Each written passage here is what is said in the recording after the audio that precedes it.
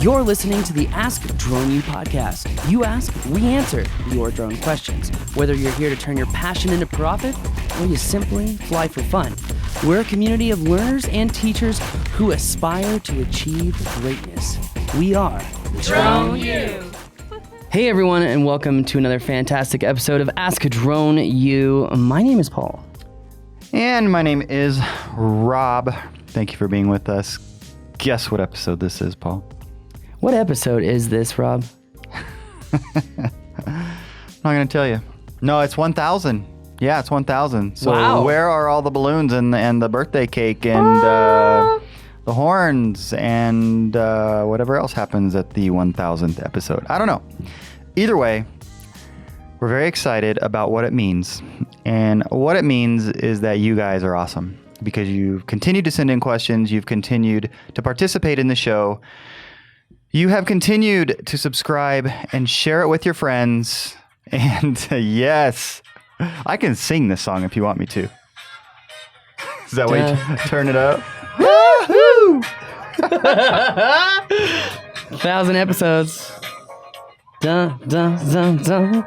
Woo! Yep. Hopefully you'll give us a little leeway. Don't give us any leeway. To embarrass ourselves. So we actually also have some other really good news to that this song announce. goes with too, yeah. Yes. It's time to celebrate, friends.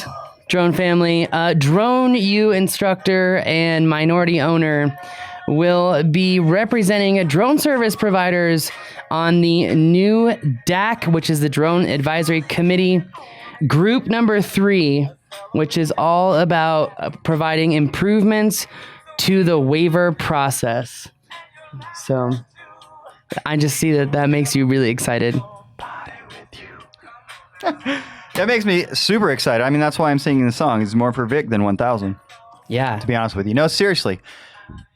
I think, and I mentioned this to Vic, that it speaks to relationships. As probably most of you know, Vic is exceptional at developing and maintaining relationships for all the right reasons.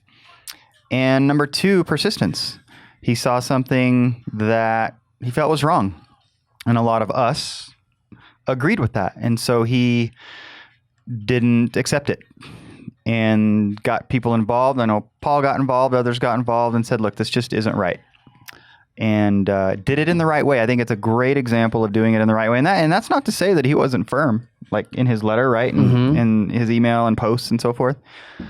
So a huge congratulations goes out, and we're very excited that we're going to have, as DSPs, as a group, some representation, at least on a committee. I don't know exactly what that represents. It's a group, yeah. And I know that he's now going to the DAC meetings as an official observer. And, you know, he's definitely having more say. Yeah. Which is great because we need to have some actual pilots on those committees. Absolutely. It is disgusting to see this type of people that are on some of these committees. I mean, absolutely disgusting. You ask yourself questions like, why are there 2 helicopter groups on the DAC, but no drone service provider? No, and AUVSI, bless their heart, they're saying, oh, we represent the drone service providers. And it's like, not really, when the FAA symposium is like $700 to $800 to attend. That's not really supporting the little guy. So I would say that actions speak louder than words. And while I think AUVSI has a great intention, there's actually there's more to represent drone service providers now, and I think that a lot of people are excited about that, myself included. Absolutely. And if we know Vic, and we do, he'll, I think, fight for there to be more drone service providers involved in all of the DAC related activities on some level. So couldn't agree more. Excited to see what comes of that, and just excited that there is a little guy voice, if you will, and it's going to be good. Yeah. Anyway, so we're really excited about that. We're making moves as an industry as a whole, which is extremely exciting. Drone U's making moves. We hit 1,000 episodes. Does this mean I can take 1,000 days off now? Of course not. Oh, man. That sucks. All right. Well, we did actually celebrate 1,000 episodes at the New Mexico United soccer game. They gave us a little bit of a shout out at the soccer game. Excited about that. But in today's episode, we're going to be talking about the Phantom 4 Pro version 2. people are wondering, well, if they discontinue the P4 Pro, are they going to keep putting out firmware upgrades? And again, I think the answer is the proof is in the pudding. Let's look at the previous birds. But before we talk about that and so much more, we're also going to talk about how you can desperately avoid firmware updates because there are ways to avoid it. So let's go ahead and play that question. What's up, guys? This is Murph from Massachusetts, soon to be back in Philly once again, where I grew up. My question is about the Phantom 5 series, the cancellation of that entire series. Everyone's talking about it. I have the Phantom 4 Pro V2. I'm just starting out. And my question is about the firmware updates. If they discontinue the Phantom series, are they going to discontinue the firmware updates? And if so, is that going to affect flight performance, performance in general? Or if it ain't broke, don't try to fix it kind of thing. I'm not sure. This is a concern of mine. I just paid off my Phantom 4 Pro just 2 weeks ago, and now they're discontinuing it. So it's a concern of mine. So any input would be greatly appreciated. Thank you for the podcast. It's great. Thank you very much. Thank you, Murph. Appreciate the question. And obviously, you are not alone with this concern. Good news is you've got a great drone. Yeah. Right? Yeah. So accentuate the positive. But I don't know what's next. It's really been interesting to see nothing else come out and really not have much of an idea of the direction that DJI is planning on taking. Well, okay, so just really quick, we're going to talk about this on the news show, but a DJI store in Australia said that DJI Phantom stock for the Phantom 4 Pro will be getting back in stock in late November of this year. Late November? And for the 4? For the 4 Pro, Phantom 4 Pro version 2. No kidding. Yeah. There's a story already on it, but we're going to talk about it in the news show. Interesting. So I'm not sure that it's all said and done just yet. So we might be seeing a reversal on this whole thing, which would be very interesting. For sure. And why Australia? I assume that means here they're the closest to China. I guess there's Thailand and, Singapore. But, there's Australia too. So in terms of the West? That's the East, really. No, I know, but never mind. Go ahead. All right. Anyway, I guess that one went over my head. Okay, so are they going to stop doing firmware updates? They're probably going to be doing firmware updates for a very long time for the Phantom. They've sold so many Phantoms, I don't see why they wouldn't. But if there are issues like there are a lot of update issues and firmware issues still with like the M600 and some of their other models that are a little bit older. And they are a lot slower to put out releases and updates for those particular drones than other drones. So if the P4 does not come back for whatever reason, could they stop doing firmware updates? And the answer is actually yes, they could stop doing updates. So there's a couple pieces of information that I just want to showcase to you guys really quick. In fact, you can avoid firmware updates 100%. But the key in avoiding these firmware updates is using a device that literally has zero internet access, period. Like no Wi-Fi, no cellular, Wi-Fi is turned off, and the device just never ever gets data. Because what you should be doing is really, and I mean, maybe just go out and buy an iPod Touch. Okay, just buy an iPad Touch, update it for the newest OS, download DJI Go 4. It may force you to do a firmware update, but then once you do that, never allow the app to ever get data again, because the app itself will literally hit the server and say, are there new firmware updates? And then it'll literally just download the notification that there are, and then will force you to do the update one way or another. Now, when I say force you to do the update, one of the DJI guys actually had stated that what was happening to me was irregular and was not, going on with a lot of people. But I've noticed that DJI absolutely forces updates, whether that's technically true or not. My empirical evidence is that this has happened to me more than 3 times. This has also happened to more than 3 of our students, and I'm now documenting it extensively because there have been some DJI officials who have called me out on Facebook and said that this is not true. Well, let's go ahead and show the proof. So here is an image taken May 30th at 10:41. As you can see here, I cannot take off.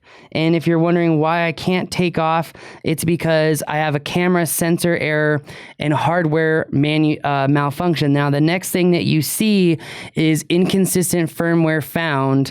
You must update the firmware. Okay, so I update the firmware, and then look, the image that's now at 10:58 a.m. is showing a perfectly good feed from the drone. You can see the expedition right there. And yet it was just telling me that I had a hardware malfunction, but I updated the firmware and now everything just works fine. That's happened now 3 times. And there is definitely something going on that is forcing this to happen. This has happened to so many of our students. And when, people are saying, oh yeah, they don't force you to do firmware updates. Well, they sure try. And I know Apple does it too. Like they just, all of a sudden, have you noticed if you don't update to iOS 13 that you don't have as many functionalities in iMessage anymore? This is the same type of games that they play. And I really don't like it. So what I'm going to do now is I'm going to be buying an iPod Touch. I'm going to download DJI Go 4. I'm going to update the drone so I know it's working fine. I'm going to go fly it working fine. And then that's the only device I'm going to use. You can use a Crystal Sky as well. You just got to make sure that the Wi-Fi is turned off. And it never gets signal whatsoever. I've noticed that even when I have data turned off on my app, it still somehow is pushing information out over cellular to figure out whether there's a firmware update or not. So are there ways to avoid this? Yes, there are. You can go to nolimitsdrones.com. In fact, let me go ahead and pull this up because people were wondering where you actually go to get this service. So let me go ahead, camera 3. Boom. So this is nolimitsdrones.com. I'm not endorsing this. We are going to do it to one of our drones for a large number of reasons. But they have a mod client where you can mod all these different drones and remove the fact that it searches for it searches for upgrade or downgrade to any firmware, because you need firmware that actually works. And sometimes, like with the M600 and Lightbridge version 1.2.4, they never put out an update for it. So even though you want to see XT2 footage through an M600, the drone is looking for 1.2.4 Lightbridge update, but it disconnects your remote from the drone itself. So you have to backdate the firmware down to 1.2.1, but then with 1.2.1, you can't use DJI Pilot app to control the XT2. So it's just a nightmare. A lot of people believe, and the Supreme Court agrees with these people, that, once you buy something from a manufacturer, you do own it, and they cannot take away features from it once you have purchased the vehicle. So that's why I fully endorse No Limits Drones. Like I said, I haven't used it, so I can't really fully endorse it. But I just have to say that I love that there are services out there, because when companies decide to do things that have been out in the court of law for the last 2 years now, it's saying that if someone purchases an item, they own that item. This was a big deal. I think it was 1.5 years ago. And I would just like to see that, other companies follow those rules, because look, we all want our drones to work, and if I'm out in the middle of nowhere, but I have just enough service for my phone to ping the server to tell the phone that there's a firmware upgrade, and now my camera sensor error is going on, but I don't have enough service to actually update the firmware, it's you don't like that word. It's extremely painful. Thank you. You're welcome. It's extremely painful. So no, that's a perfect example of why this is important. But also, it can actually cause you to have hardware failures while you're in flight. I've actually seen that before, because you just sometimes are in areas where you have just barely enough service, but it's just enough service for the app to ping the server and say, do I need to update the firmware? So here's a question that I have about this, because when you bring up the Supreme Court and the legal elements regarding this, is there any fine print anywhere where by using whatever it is, be it an iPhone, be it a DJI drone, you're giving them permission to do that? Well, like in the without terms and conditions somewhere? without having read all the terms and conditions from both DJI and Apple, I would say that I think it's quite possible that that is the case, but I'm not sure, because there's no way to say, no, I don't agree with your terms and I'm still going to use the app. Well, and we know that's a pervasive problem across all sorts of products and privacy, et cetera, as you should have to opt in, but they make you opt out, right? And that's been an issue for a long time now. So I wonder if that's a similar situation here, but... Either way, I purchased this drone. I'm going to fly it where I'm legally responsible and able to fly it, and I don't need software to tell me that I have hardware problems just to force doing a firmware upgrade, because that could actually cause more problems than solve problems depending on which firmware people are on. So this is something that really gets under my skin. You know, I've been talked to by multiple people saying, be careful how you talk about this. And while I love DJI products and they by far are the most reliable, these are little things that, you know, how you treat your client is ultimately the gauge of success for your business. And I've learned that the hard way, and I've learned that through you as well, because you treat everyone unconditionally well. It doesn't matter who they are. And, you know, with some of these problems that are going on with enterprise drones and some of these firmware issues, like, people take note at how you treat them. Sure. So yeah, I think as consumers nowadays, we'll take a lot, but there is a point at which we'll say, enough's enough. And they measure that. They measure, I'm not saying DJI specifically, I'm saying other companies measure the tipping point at when you'll stop using a service, like how frustrated you get. And they count on our short memory. They count on being distracted. They count on that. And I'm not saying whether that's a good thing or a bad thing. I'm just saying that there should be some sort of built-in system to say, look, okay, I purchased your product. You have the best product out there. Like, look, DJI, we know that right now you have the best drones. There have been some doors that have been opened to allow other people to come in and make fantastic drones as well that solve a lot of these little nuances. But there's becoming a point now, Rob, where there's so many nuanced problems that you're just like, okay, what else can I use? And you just start figuring out what else you can use. Sure. And I know people are doing that, so.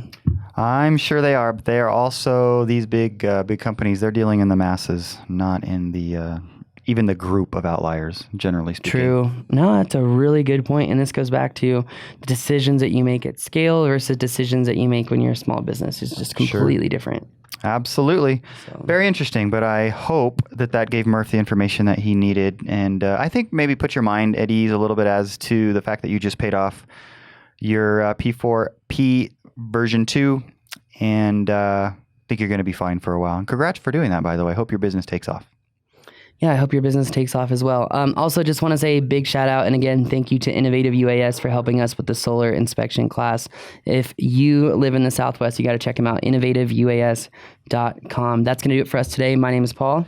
My name is Robin. One last point. Oh. If you want to do something for us for our 1000th episode, I think maybe one of the best things you could do is subscribe to the show if you haven't already, or share it with a friend. That's all we ask, because it means a lot and it helps a lot.